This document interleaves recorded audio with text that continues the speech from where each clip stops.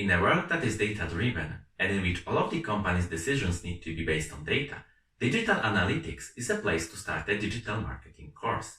If you fail to monitor what is happening on your website, what users do, and what users want, you will have a hard time selling your products and being successful. I want you to learn how to understand and use digital data for your advantage.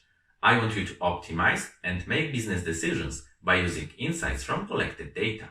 Remember that knowledge is power. We will start this chapter with 2 videos about using the most basic statistics to understand the performance of your website. You will know how website analytics work, how you should set it up, and what data you can analyze. We will use Google Analytics as an example, which is free and the most popular tool for website analytics. We will see it in action, use some custom reports, and learn how to draw conclusions. After that, I will cover events and conversion tracking. You want to know precisely how set up and monitoring the most important measures of success, like sales, like sending contact forms, or visiting particular websites for more than 1 minute. Then, in the next video, we will cover user behavior tracking.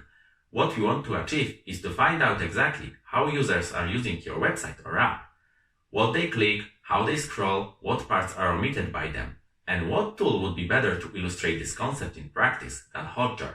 In 2 closing videos, we will talk about the importance of monitoring companies who visit your website, trends, and also the image of your brand online. This will allow you to make decisions in real time and monetize new opportunities or react before something becomes a serious problem for your brand. There's an old marketing saying that every half of a dollar spent on marketing is wasted, but you never know which half. This is not true anymore.